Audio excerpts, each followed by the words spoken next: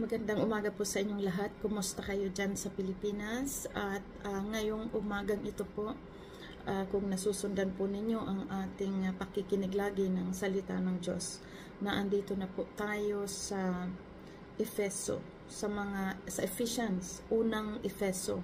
So, buksan nyo na po ang inyong mga Bible upang makapagsimula po tayo dito. At bago po ang lahat, hilingin po muna natin ang patnubay ng banal na Espiritu upang lubos po natin itong maunawaan. Higit sa lahat, yung ating mga pandinig ay maibigay po natin sa Panginoon at itutok po natin ang ating mga tahinga sa pakikinig ng bagay na ito, dahil tayo po ang nakikinabang sa bawat pakikinig at pagsasabuhay ng ating mga napapakinggan. So, ang tinutukoy po dito sa Efeso ay ang layunin po nito ay upaunawa po sa atin na ang layunin ng Diyos ay tipunin ang lahat ng tao sa lupa at sa langit. At ito ay kumbaga para ipaisa-ilalim sa kapangyarihan ni Kristo. Yun po yung pinapaunawa po dito, na tayong lahat ng mga nilalang ng Diyos ay mapasailalim ng lubos sa kanyang kapangyarihan. Yun po ang kagandahang loob ng Panginoon, ano? Kaya kung makikita po natin, talagang ang Diyos sa simula pa talagang yun ay yung kanyang plano, panukala po sa kanyang mga hinirang. Kaya binibigyan tayo ng instruction araw-araw kung paano ito masunod sa ating buhay. Ano po? So, sige, bago po ang lahat ay mag-pray po muna tayo. At maari po ay yung kaunting katahimikan lamang, kasi yun nga, tulad ng sabi ko po, ay bigyan natin ito ng pahalaga, dahil ang kapakinabangan po nito ay nasa atin kung taos puso natin itong pinapakinggan at isinasabuhay. Amen? So let's pray. Hallelujah.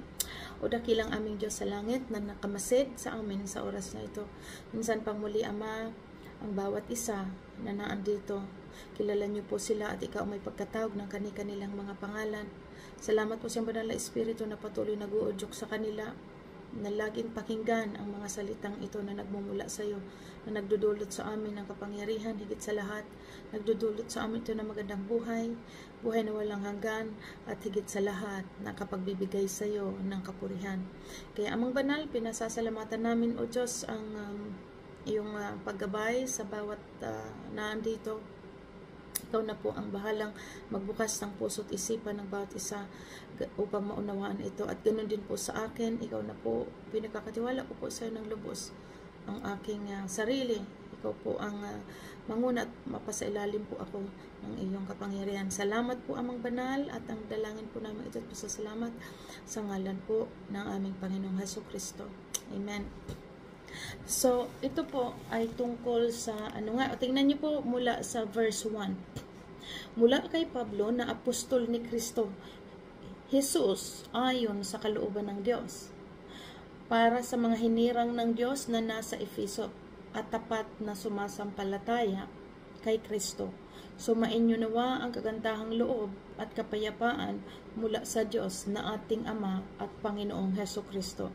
Si Pablo po, kung makikita ninyo dito, tuwing siya po ay sumusulat, kadalasan sinasabi niya, mula kay Pablo, na apostol ni Kristo Jesus ayon sa kalooban ng Diyos. At makita po natin na sa mga nauna na siya ay pinaunawa niya na pinili siya ng Diyos, hinirang ng Diyos at hindi ng tao. Kasi alam po natin ang kasaysayan nga nito ni Pablo, kung paano po siya nagsimulang pagkagamit sa kanya ng Diyos. So verse 3, ang pagpapalang espiritual sa pamamagitan ni Kristo. So kung makikita po natin, may mga pagpapalang physical, may pagpapalang spiritual. Kasi kung makikita po natin sa Old Testament, ang lahat ng pangako ng Diyos ay lahat dito po tungkol dito sa lupa. Kung maalala po ninyo, o sa mga baguhan, sa pagsisimula niyo po ng pagsusunod ng salita ng Diyos, mauunawaan niyo po doon na mula kila Abraham, yung laging sinasabi doon ni Yahweh, pagpapalain sila, dadalhin sila sa promised land, at ano pa yung mga sinasabi doon, pagpapalain sila sa lahat ng kanilang ginagawa ng kanilang kamay, mga pagpapala po dito sa lupa, kung pagpapalang physical, ang tinutukoy po sa Old Testament, mga pangako ng Diyos. Pero pagdating po naman dito sa New Testament, na which is doon pumasok ang kagandahang loob ng Diyos at yung habag ng Diyos sa tao, hindi lamang po physical na panlupa ang ipinangako ng Diyos, maging po sa ating spiritual. So ito po yung tatalakayan natin ngayon, yung tungkol naman sa pagpapalang spiritual sa pamamagitan ng Panginoong Hesukristo. No, makikita po natin kaya talagang napakahalaga ng naituro po sa atin na binabasa natin ang Old sa New, kasi lubos nating nakikita doon yung kung gaano yung pinasimula ng Diyos na napakabuti niya po, yung kagandahang loob mula sa simula, na consistent po ang kagandahan ng loob ng Diyos mula sa ating buhay, physical, hanggang sa ating spiritual, na andoon ang pangako ng Diyos. So ito po, dito tayo ngayon sa pangakong spiritual. Tingnan niyo po verse 3, purihin ang Diyos at Ama ng ating Panginoong Hesukristo. Pinagkalooban niya tayo ng lahat ng pagpapalang spiritual na nagmumula sa langit dahil sa ating pakikipag-isa kay Kristo. So naunawaan po nating lahat na ang pakikipag-isa natin kay Christ, yun po ang nagdudulot sa atin ng pagpapalang spiritual. Bakit? Kasi nga po, yung pakikipag-unite natin kay Christ na naunawaan natin previously, maging yun sa Galatians 5, na yung mga bunga ng laman na dati natin ginagawa, doon tayo pinalaya ng Panginoong Hesus sa mga bagay na masasama dahil sa ating pakikipag-isa kay Christ. Yung pakikipag-unite natin na nagre-renew po ng ating kaisipan, kaya unti-unting nakalas sa ating buhay yung mga bagay na ginagawa natin noon na makalaman. So ito yung tinuturo po dito, yung pagpapala, yung blessing na spiritual sa pamamagitan ng pakikipag-isa kay Christ. Dahil malinaw, hindi po natin kayang mapagtagumpayan ang gawa ng laman at gawa ng kasalanan ng sanlibutang ito, maliban na tayo makipag-unite kay Christ, kasi siya po ang ating kalakasan. By faith, at pinaunawa sa atin sa salitang ito, na ang salita ng Diyos, si Kristo, ay ito po ang salita. So, itong salitang ito na nagtuturo po sa atin ng kung paano mabago ang ating isip, ang ating puso, kaya tayo napapabanal. So, kaya malinaw po ito na ito nga ang pagpapalang spiritual sa ating pakikipag-isa kay Kristo. Verse 4, bago palikhain ang sanlibutan, ay pinili na niya tayo upang maging Kanya sa pamamagitan ng ating pakikipag-isa kay Kristo, at upang tayo'y maging banal at walang kapintasan sa harap niya. So, malinaw dito, tinutukoy dito, ang nagpabanal po sa atin ay hindi ang ating mga gawa, hindi yung ating kung ano-anong mga ritual na tinuro sa nauna. Ang nagpabanal po sa atin si Kristo, itong salitang ito po ng Diyos, na habang pinapanampalataya na natin at pinapakinggan ang kanyang instruction at sinasabayan natin ng gawa, nag-a-act tayo dito sa bawat sinasabi ng Panginoon, yung pagtuturo sa atin na layuan nyo ang mga bagay na ito, layuan nyo itong magpaparumi sa inyo, katulad ng sinabi sa Galatia, tinuro po sa atin sa Galatia 5 and 6, kung ano yung mga nagpaparumi ng ating katawan, nagpaparumi ng ating espiritu, tinuruan tayo doon. So yun ang mga bagay na binabalaan tayo na wag nating gagawin, at tinuruan tayo kung paano tayo mamuhay bilang nakipag-isa kay Christ, na naandoon po yung bunga ng banal na Espiritu ng Diyos na inisa-isa.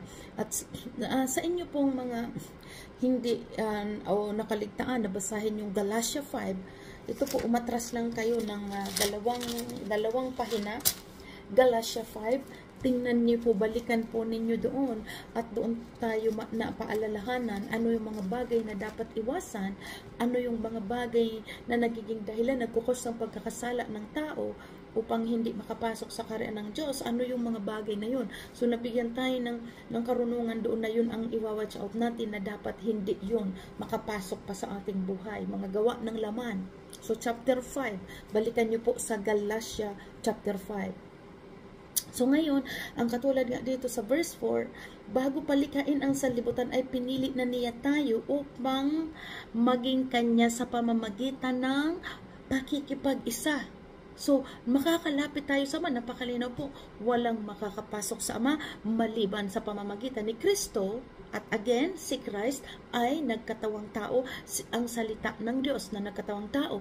Ito po ang nag-i-instruct sa atin na papaano tayo mamuhay. Bakit? Kaya ito naiintindihan natin. Kaya napakahalaga ng salita ng Diyos. Dahil malinaw po itong salitang ito po ang nagpapabanal sa atin kapag sinusunod natin ang sinasabi dito. Kaya nga pananalig, faith na may kalakip na gawa. At habang pinapaniwalaan natin ang salitang ito at sinusunod natin ang bawat sinasabi ng Diyos at pinaniniwalaan natin na totoo, at dahil yung sinabi sa atin ng Panginoong Hesus na magagawa niyo ang lahat ng bagay na mapagtagumpayan, hindi sa inyong lakas kundi sa pamamagitan ko. So habang pinapakinggan po natin at sinusunod na linalayuan yung mga bagay na yun at nakatatak sa ating isipan na we can do all things through Christ na nagpapalakas sa atin, yun po unti-unti, diba, nagkaka-overcome tayo sa mga gawa ng laman, sa mga gawa ng mga bagay na makamundo. At ito po ang nagpapabanal sa atin na pinapaunawa dito, yun ay sa pakikipag-isa natin sa Kanya. Ano? Pinili tayo ng Diyos from the beginning of time. Kaya nga maintindihan natin na mula pa sa pasimula, imagine niyo po, God is the creator. Creation, yung lahat ng creation, langit at lupa, tayong lahat. Kita nyo, ginawa ng Diyos. Kaya malinaw ang Panginoon, hindi man lamang siya nasusurprise. Kasi hindi man lamang siya namamangha dahil ang lahat ng bagay, ang lahat ay nagpasimula sa Kanya. Create niya po ang lahat. So, nasa Kanya po ang lahat, ang oras, ang panahon. Siya ang nag-create ng time, ng panahon. Kaya dito po natin makikita na talagang walang mahirap sa Diyos at napatunayan po natin yan maraming beses sa ating mga buhay na yung mga inaasahan natin sa Diyos ay nagagawa niya na talaga naman. Doon ka mapapawawa. Purihin ang Diyos sa Kanyang kadakilaan at kapangyarihan. So ito po, at sabi dito, so pinili tayo before the foundation of this world, katulad ng sinasabi dito, upang walang maging kapintasan. Ayan, dahil sa pag-ibig ng Diyos, pinili niya tayo upang maging anak niya sa pamamagitan ni Kristo. Kasi nga, kung titingnan po natin, talagang walang magiging banal sa atin unless nasundan natin ang Word of God, na ito si Christ na tinuro sa atin. Yung salitang ito po na itinuro sa atin, maliban na panampalatayanan natin hindi tayo mapapabanal. Kaya tulad po ng sinabi nito, pinili niya tayo upang maging anak niya sa pamamagitan ni Hesukristo. Ayon sa Kanyang layunin at kalooban, so purpose ng Lord po ang lahat ng ito. Kaya doon tayo nung naintindihan po natin ito, isang malaking nagdulot sa atin ng malaking pag-asa nung maunawaan natin na planado ng Diyos ang lahat sa ating buhay. Verse 6, sa gayon ay purihin ang kaluwalhatian ng Kanyang kagandahang loob na sagana niyang ibinigay sa atin sa pamamagitan ng Kanyang minamahal na anak. Tinubos tayo ni Kristo sa pamamagitan ng Kanyang dugo at pinatawad ang ating mga kasalanan. I-meditate po natin ito, Tandaan natin, para talagang lubos nating naunawaan ang bagay na ito.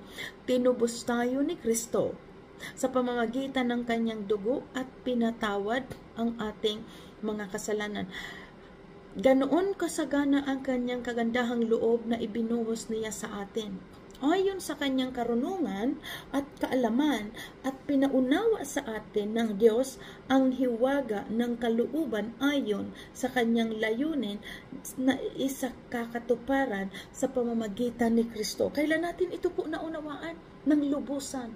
Yung nagbasa at pinakinggan natin, meditate natin ang salita ng Diyos, at doon po natin unti-unting nagliwanag ang ating mga kaisipan at ang kaunawaan, na doon natin nakita talagang super po ang kagandahang loob ng Diyos sa ating buhay. Nung inuulit-ulit natin ito, lumilitaw po at pinapakita at inihahayag ng Diyos ang kaganyang kagandahang loob po sa atin. Kaya po sa inyo, hindi po ako magsasawa na laging babanggitin tuwing tayo nagbabasa at nakikinig sa mga ganitong pagkakataon. Hindi po ako magsasawa, kami na mga nagtuturo dito, hindi kami magsasawang patuloy banggitin na makinig or magbasa po kayong lahat ng salita ng Diyos. Dahil malinaw, habang patuloy natin siyang hinahanap, lalo natin siyang masusumpungan. The more you seek God, the more you find Him. Bigyan po natin ng panahon sa maghapon o sa 24 oras na pinagkakalob sa atin ng Diyos. Bigyan natin ito ng pagkakataon na pakinggan ang kanyang salita, chapter by chapter. Yun po ang inano sa atin ngayon dito. Kung sino ang gustong mag-join sa kasi meron kaming pang umaga at pang gabi na nabanggit, and maybe si Pastor and Banji, Sister Guy, they can explain kung ano yung pag-aaral namin araw-araw. Pwede po kayong mag-join. Pakikinig at pakikinig ng salita ng Diyos. Doon nagsisimula ang ating faith, at doon po nakakapasok ang kapangyarihan ng Diyos kapag sinasabayan natin ng gawa yung ating mga napapakinggan. So dito po, sabi dito sa 11, kami ay pinili ng Diyos mula sa simula na maging Kanya sa pamamagitan ni Kristo ayon sa Kanyang plano ng Diyos. Kinahabagan tayo, malinaw po na kinakahabagan ng Diyos ang nais niyang kahabagan, na despite po doon sa ating mga pagkasala, sa kasamaan, karumihan nating ating buhay, pinili tayo ng Diyos ayon sa kanyang pagkaplano. Katulad si Pablo, kasi sinabi niya ito ni Pablo, kasi si Pablo man ay isang masama. Siya, matindi po si Pablo dahil siya po ay taga-usig mismo ng mga Kristiyano. Pero tingnan niyo po, nung napakinggan ni Pablo ang salita, yung tinig ng Panginoong Hesukristo, naniwala siya agad-agad at sumunod sa instruction ng Diyos. So maging sa ating buhay, napakinggan nyo ang salita ng Diyos, agad-agad sumunod at gawin natin kung ano ang instruction sa atin ng Diyos, at doon po natin yun mararanasan. Doon yung mararanasan ang kapangyarihan ng Diyos sa pagsunod sa kanyang mga pinag-uutos. Ngayon, kung hindi kayo nagbabasa, paano nyo nga po malalaman ang instruction ng Diyos? Tulad ng sabi ko, kung hindi tayo nakikinig ng ganito, paano natin malalaman ang kalooban ng Diyos? Kaya napakalaga po yung talagang sa bawat nakikinig at nagsasabuhay ng salitang ito po, makita po natin, kayo mismo ang makakapagsabi, may kapangyarihan ito sa inyong buhay. Amen? So yan po ang hiwaga ng Diyos, na kagandahang loob sa mga nananalig sa kanyang salita. At sabi dito, ang Diyos ang gumagawa sa lahat ng bagay ayon sa layunin ng kanyang kalooban. So ang Diyos po ang may ultimate na desisyon. At dito po natin naunawaan sa pagbabasa natin ng salita ng Diyos, na nasusuri ng Diyos ang puso ng tao at isip. Malinaw po sa ating pag-aaral, wala ang Diyos ng favoritism. Wala siyang itinatangi, napakalinaw. Pero nakatingin ang Diyos sa isip at puso ng tao. Ano ang motibo mo? Ang motibo ba ng puso mo ay maparangalan ang Diyos ng iyong buhay? Katulad ng sabi dito, malinaw, nilalang tayo ng Diyos. Hindi ito para sa ating mga sarili na. Nung nakipag-isa tayo kay Kristo, kung tayo nilalang ng Diyos, ito ay para magbigay ng kapurihan sa Kanya. So ngayon, ito po ang pinapaunawa sa atin dito. Nakakapangyari ang kapangyarihan ng Diyos ayon doon sa taong nagsusumigasig. Depende po sa puso. Kaya makita natin, may mga madaling nag-grow spiritual, may ang bagal naman. Ang bagal, ilang dekada na sa simbahan, walang nababago sa buhay, hindi mo makikita yung mga pagpapala sa buhay, kasi hindi ina-activate yung faith. Yung kanyang napapakinggan, hindi niya isinasabuhay. Kaya dito malinaw po, ang lahat sa atin ay binigyan ng pagkakataon ng Diyos. Pero nasa sa tao. Gaano mo ba pinagsisikapan na masundan ang kalooban ng Diyos? Ikaw ba ay isang Kristiyanong pakuya-kuya-kuy lang? O parang naandyan pero wala man lang, hindi tinututok ang pandinig sa pinapakinggan, at pagkatapos ng linggo, hindi pinapakinggan yung napakinggan at hindi isinasabuhay yung kanyang napakinggan? Pero kung ikaw po yung Kristiyano, matapos basahin at pakinggan, sinasabuhay ito dahil alam niyang may kapangyarihan siya mula sa Espiritu ng Diyos. Doon po nakikita ng taong ito po ang kapangyarihan ng salitang ito sa kanyang buhay. Yan yung pong mga bagay na sinabi ng salita niya sa ating nakakaunawa ng kanyang salita. Hindi ito kayang ipaliwanag ng kaisipan ng tao, o maging lalo nang hindi ito nauunawaan ng makasanlibutang tao, dahil ito'y patungkol sa spiritual.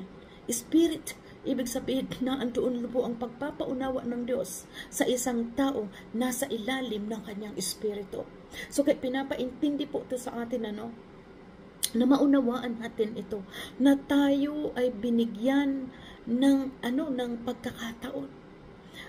Sabi dito, kumbaga, sabi niya dito, ang Diyos ang gumagawa ng lahat ng bagay ayon sa kanyang layunin. Purpose ng Diyos, layunin ng kanyang kalooban. Kaming unang umasa sa kanya ay pinili niya at hinirang upang parangalan ang kanyang kaluwalhatian. Yan po ang sinasabi dito, parangalan ang kanyang kaluwalhatian. Paanong paraan? Upang maikalat ang magandang balita at makaabot sa apat na sulok ng sanlibutan na may dakilang Diyos na makapangyarihan. Until now, ito po, naabot tayo ng salitang ito, ng salita ng Diyos sa pamamagitan ng mga buhay ng mga apostol. At ito nga si Pablo ang nagsasalita po dito. Sa pamamagitan ni Kristo, tayo, sa pamamagitan ni Kristo, kayo rin na nakarinig ng salita ng katotohanan, ng magandang balita na nagdudulot ng kaligtasan at sumasampalataya sa kanya, ay pinagkaluban ng ipinangakong Espiritu. So napakalinaw. Makita po ninyo sa verse 12. Sinabi dito, kaming mga unang umasa, which is yung mga apostol, mga hinirang ng Diyos noong panahon. Kaming mga unang umasa sa kanya ay pinili niya at hinirang upang parangalan ang kanyang pangalan. Parangalan, to glorify God. Ano ang bili ng Panginoong Hesus sa kanya? Ikalat niyo ang magandang balita ng kaligtasan upang ang lahat ng tao ay maabot at makarinig patungkol sa kagandahang loob ng Diyos. So ito po yung ginawa ng mga nauna, sila ang mga nauna, yung mga apostol. At ina po tayo, ito na yung tinutukoy dito sa verse 13, tayo po ito. Sa pamamagitan ni Kristo, kayo rin, tayo na rin na nakarinig ng salita ng katotohanan, which is the word of God is the truth. Jesus is the truth. Kaya malinaw, naintindihan natin, Jesus is the way, the truth, and the life, goes to the Father. Jesus is the way, the truth, and the life. Diba? Na walang makakapunta sa Ama maliban sa Panginoong Hesus. Dahil itong salitang ito na nagsalita ng Diyos na nagkatawang tao, ang Panginoong Hesus, siya po ang nagtuturo sa atin araw-araw. So malinaw, paulitin pong muli natin. Sa 13, tingnan niyo po ang verse 13. Sa pamamagitan ni Kristo, kayo rin na nakarinig ng salita ng katotohanan ng magandang balita na nagdudulot ng kaligtasan. So napakalinaw, this is the Word of God. Jesus is the Word of God. Na ito, kaya tayo, nung nananampalataya tayo, na andito ang kapangyarihan sa salitang ito. Dahil itong salitang ito ang nagdudulot sa atin ng kaligtasan. Ibig sabihin, habang nakikipag-isa tayo kay Christ at pinaniniwalaan natin itong salitang ito, it's Christ, malinaw na kumbaga, binabaybay natin ang buhay natin dito sa mundo na lumalakad tayo ayon sa instruction ng Diyos. Ito po ang nagpapabanal sa atin. Kaya nga talagang walang maipagmamalaki. Dahil kung nagiging banal tayo, ito'y dahil sa salitang ito po na sinusundan natin ang bawat sinasabi ng Diyos. At habang isinasabuhay natin ang instruction ng Diyos, ito na po yung tinatawag na pananampalataya na may kalakip na gawa, na ito po ang nagdudulot sa atin ng kalinisan, malinaw. At ito kaya dito natin naunawaan na talaga pong walang makakapasok sa kaharian ng Diyos maliban sa pamamagitan ni Kristo. Dahil si Kristo, ito po ang naglilinis sa atin araw-araw. Ang salitang ito na habang sinusunod natin ang instruction ng Diyos, isinasabuhay natin ito, napapabanal tayo, nare-renewed ang ating kaisipan. At ito po lumalabas na kung tayo naging banal, ito'y sa pamamagitan ng salita ng Diyos, ang Panginoong Hesus Kristo. At ito po, maulitin ko ang magandang balita na nagdudulot ng kaligtasan at sumasampalataya sa Kanya. Malinaw yung sinabi ko po dito, ito yung faith. Faith is paniniwala natin na ito ang salita ng Diyos, and then sinasabayan natin ng gawa yung ating napapakinggan. Ito po yun, sinasabi ito, ang magandang balita na nagdudulot ng kaligtasan at sumasampalataya sa Kanya ay pinagkalooban ng ipinangakong Espiritu Santo na nadaanan natin sa chapter 6 ng Galatia. Diba? Bago itong chapter 1, chapter 6 ng Galatia, na andoon pinaunawa sa atin, o chapter 5, ano yung mga bunga ng Espiritu Santo. Pakinggan ko po, pakinggan nyo pala, tayong lahat. Sabi dito, anong sabi doon? Pakinggan ko lang po, or balikan nyo one page, atras kayo ng one page, Galatia 5, verse 22. Galatia 5 verse 22, isang pahina lang po ang ibabak nyo po at makikita nyo ang Galatia chapter 5 and punta kayo sa chapter verse 22. Ito po ang bunga ng Espiritu, na which is yung nakipag-isa daw kay Christ. Tayo na nakipag-isa kay Christ, ito ang binigay sa atin ng Diyos, ang banal na Espiritu na siyang nagtumutulong sa ating magpaalala at gumawa kung paano paunawa sa atin na ito ang kapangyarihan nating tinanggap. Pakinggan po natin, subalit ang bunga ng Espiritu ay pag-ibig, kagalakan, kapayapaan, pagtsatsaga, kabaitan, kabutihan, katapatan, kahinahunan, pagpipigil sa sarili. Yan po ang tinanggap po natin. Ngayon, back tayo dito sa chapter 13, Ulitin kong muli, back tayo sa So, naintindihan natin ngayon yung bunga ng Espiritu na binasa ko.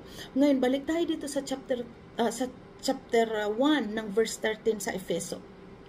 Verse 13, Efeso chapter 1, verse 13.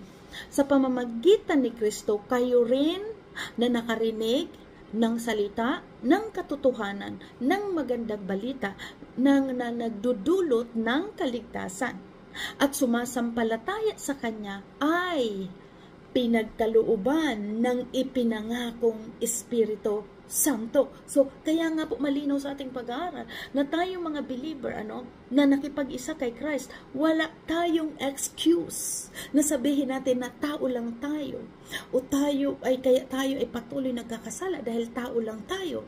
Hindi tayo nakakapagpatawad dahil tao lang tayo. Malinaw, nakipag-isa na po tayo kay Christ. Yung mga reason natin noon na no one is perfect, noong hindi tayo pa nakikipag-isa kay Christ. Kasi ngayon, ang point ngayon, nakipag-isa tayo kay Kristo, na nire-renew ni Christ yung tinanggap natin ang tatak ng Espiritu ng Diyos na continuous na nagbabago ng ating kaisipan araw-araw, katulad ng nabanggit ng nakaraang pagbasa natin sa unang chapter na sinabi doon nilalagay tayo sa sunod na antas ng ating pananampalataya. Ibig sabihin, itinataas yung ating antas, yung faith natin, nag-i-increase hanggang sa tuluyan nating maging kalarawan si Christ sa habang pagsunod at pakikinig natin ng kanyang salita, na at tapos po isinasabay natin ito, unti-unting nababago at napapabanal tayo, katulad ng tinutukoy po dito, na tayo ay pinagkaluban ng pinangakong Espiritu. Kaya tayo walang imposible na mapapabanal tayo.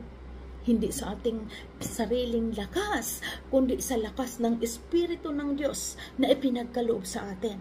Kaya malinaw nga po, pinaunawa ko nung isang araw, kailangan natin isabuhay ang ating napapakinggan dahil naunawaan natin na may kapangyarihan tayo mapagtagumpayan yung mga gawa ng ating laman, magagawa ng sanlibutan sa pamamagitan na ng salitang ito po na ating sinusundan at isinasabuhay.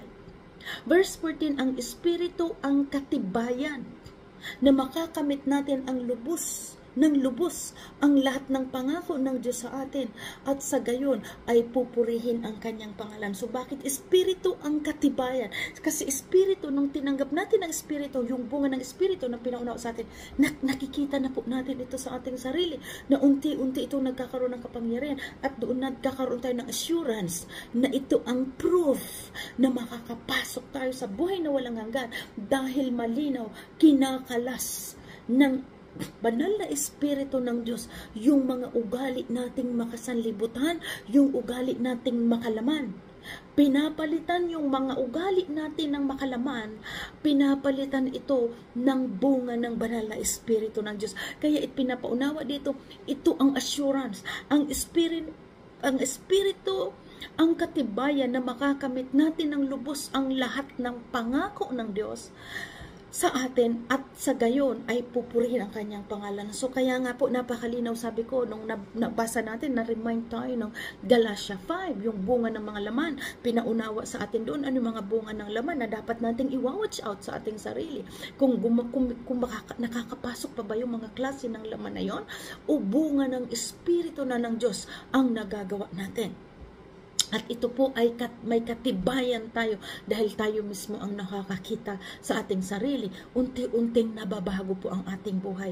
Dating mga sinungaling, ngayon nako-convict na hindi na magsinungaling. Dating mga lasinggo, nako-convict na wag nang sirain ang kanyang buhay. Katulad ng nabasa natin sa chapter 6 ng Galatia, ang nagtatanim na makalaman, umaani ng makalaman, at ang nagtatanim ng Espiritu, umaani ng mga espiritual. So naunawaan po natin na unti-unti talagang naiintindihan natin ang patungkol sa pagsunod sa Diyos at ano ang karakter ng mga anak ng Diyos. Yung pinapatnubayan ng Espiritu ng Diyos ay hindi nagpapatuloy sa pagkakasala. So ito po yung katibayan. Nakikita natin sa ating mga sarili na despite na tayo yung mga makasalanan noon, marurumi sa paningin ng Diyos, ang galawan natin ay parehong galaw ng mga tagamundo, mga makasanlibutan. Subalit nung unti-unti nating naunawaan at pakikipag-isa natin kay Christ at sinasabuhay natin itong salitang ito dahil naintindihan natin na kaya nating gawing mapagtagumpayan ang lahat sa pamamagitan ni Kristo, nakikita nating unti-unting nababago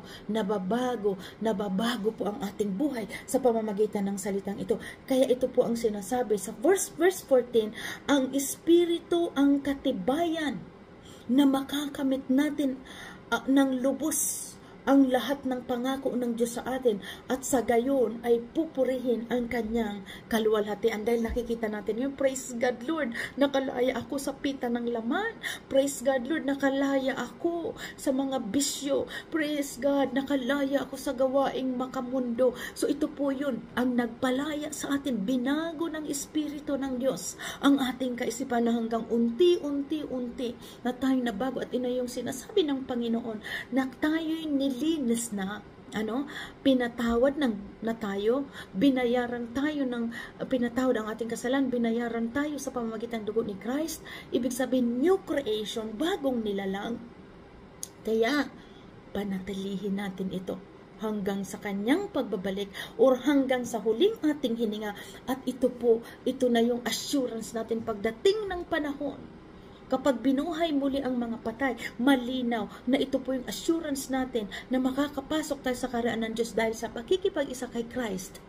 And then, pagtanggap natin sa Espiritu ng Diyos at sinusunod natin kung ano ang kalooban ng Diyos at nakikita natin ito sa ating mga gawa, kung tayo ba'y nasa ilalim ng Espiritu, sa bunga ng Espiritu ng Diyos, yun po ang nagpapatunay sa atin na makakamit natin ng lubos ang lahat ng kanyang pangako. Amen?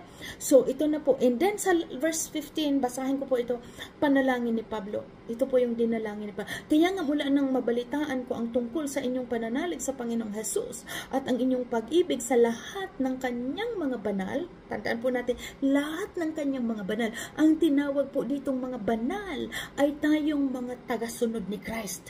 Hindi tulad noon, akala natin ang tinawag kasing mga banal, tinawag saints. Mga saints, tayo pong mga pinabanal ni Kristo. Ano malinaw po dito? Mga hinirang, tayo ay mga pinabanal. Sabi dito, walang tigil ang pasasalamat ko sa Diyos para sa inyo. Si Pablo, grabe ang katuwaan ni Pablo nang mabalitaan niyang nagpapatuloy at ang kanyang yung pananalig, ang mga hinirang ng Diyos. Hindi ko nakakalimutang ipanalangin kayo. Idinadalangin ko sa Diyos na ating Panginoong Hesukristo ang maluwalhating Ama, ang pagkalooban niya kayo ng espiritu ng karunungan at pagpapahayag tungkol sa Diyos upang lubos ninyo siyang makilala. Kasi tulad ng sabi ko nga po, kung wala tayong kaunawaan, at ang kaunawaan nagmumula ito po sa pakikinig ng salita ng Diyos. Kung wala tayong kaunawaan, tulad noon, hindi natin alam ang salita ng Diyos, kaya hindi natin alam kung paano sumunod at kung paano gamitin yung kapangyarihang pinagkaloob sa atin. Pero nung ipinaunawa at sinuyod natin ang Word of God, na-build up ang faith sa atin at doon tayo natuto, nabigyan ng karunungan kung paano siya makilalang lubos. Amen? Katulad ng sinabi dito. Kaya yun po ang dinadalangin ni Pablo sa mga nakakakilala sa Panginoong Jesus, na nawa ay bigyan ng espiritu, pagkalooban siya ng espiritu ng karunungan at magpahayag tungkol sa Diyos upang lubos niya siyang makilala. 18, naway liwanagan ng Diyos ang inyong puso.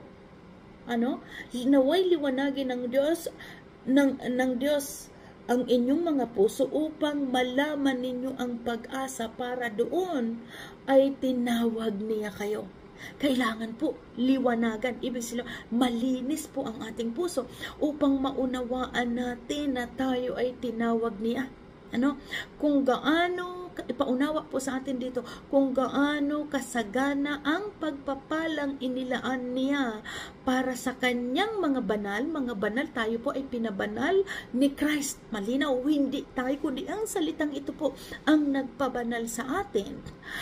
Ito po ang tinutok. Ulitin ko pong muli naway liwanagan ng Diyos ang inyong mga puso upang malaman ninyo ang pag-asa na para doon ay tinawag niya kayo, kung gaano kasagana ang pagpapalang inilaan niya para sa kanyang mga banal. So, grabe po yung pagpapala. Kaya sabi nga talagang hindi man nating ma-imagine yung kaluwalhatian na kasama natin ang Diyos sa buhay na walang hanggan na pinapaunawa sa atin. Kaya tinuturoan tayo na manatili tayo sa Word of God dahil ito po ang nagpapamadal po sa atin. 19, at kung ano ang di masukat niyang kapangyarihan na kumikilos sa atin na mga nananalig sa Kanya. Kita niyo po? Tayong mga nananalig sa Kanya. Ang dakilang kapangyarihang ding iyon ang muling bumuhay kay Kristo at nag-upo sa kanan ng Diyos sa kalangitan. So napakalinaw po. Ito po yung pinapaunaw. Yung kapangyarihang tinanggap natin na nagbabago po ng ating buhay, itong salitang ito, ang siya ring kapangyarihang bumuhay noon sa Panginoong Jesus nung siya po ay nagkatawang tao at namatay. Same power ang ginamit ng Diyos doon at same power nagbinagkaloob po sa atin ng Panginoong, ng ating Diyos Ama. Yung kapangyarihan ito, ulitin ko, tingnan niyo po sa 19, at kung ano ang di masukat niyang kapangyarihan na kumikilos sa atin na mga nananalig sa Kanya, ang dakilang kapangyarihan ding iyon, ang muling ang muling bumuhay kay Kristo na nag-upo sa kanan ng Diyos sa kalangitan. So same power po ang tinanggap natin. Mula roon ay namumuno si Kristo sa lahat ng paghahari, kapamahalaan, kapangyarihan at kapumunuan sa kalangitan. Higit na dakila ang kanyang pangalan sa lahat. Jesus, higit, Jesus Christ, higit sa lahat ang dakilang kanyang pangalan kaysa sa lahat, hindi lamang sa panahong ito, kundi maging sa darating. Ipinailalim ng Diyos sa paa ni Kristo ang lahat ng bagay at ginawa siyang ulo ng lahat ng bagay para sa iglesia. Malinaw. Kaya pinailalim ng Diyos sa paa ni Kristo ang lahat ng bagay at ginawa siyang ulo ng lahat ng bagay para sa iglesia. So napakalinaw. Kaya noong nakipag-isa tayo kay Christ, doon natin naintindihan na naandoon nga ang kapangyarihan natin na mapagtagumpayan na ang lahat ng gawa ng sanlibutan dahil nakipag-unite na tayo. Hindi na yung lakas ng kahinaan natin, yung hina natin, kundi yung kalakasan na ni Christ ang nagbabago at nakikipaglaban sa ating mga laman at gawa ng sanlibutan. Kaya napakalinaw po dito, it's all about Christ na nangyari po na nababago tayo dahil sa Panginoong Hesukristo, ang salita ng Diyos na patuloy nating tinatanggap araw-araw. So malinaw at ito, ipinailalim ng Diyos sa paa ni Kristo ang lahat ng bagay at ginawa siyang ulo ng lahat ng bagay para sa iglesia na siyang katawan ni Kristo, ang kapuspusan niya ay pumupuno sa lahat ng bagay. Purihin po ang Diyos. Naunawaan po natin ang lahat ng ito at tulad ng sabi ko po, continuous lang tayo. Sige, basahin chapter by chapter at unawain dahil naandyan ang banal na Espiritu ng Diyos na sa atin na nagpapaunawa ng bagay na ito. Dahil kalooban ng Diyos na maintindihan natin ito, pero kailangan natin basahin, unawain at isabuhay ang mga salitang ating napapakinggan. Glory to God. Salamat po hanggang sa Sunday muli. Pagpalain po tayo ng Diyos lahat sa ating pakikinig at sa Kanya, sa Diyos ang papuri at pagsamba nating lahat. Kaluwalhatian ay para sa Diyos sa ngalan ng ating Panginoong Hesukristo. Amen. So God bless po. Bye-bye. Hanggang sa linggo. Sa susunod na muli. Continue magbasa. Amen. Bye-bye. God bless.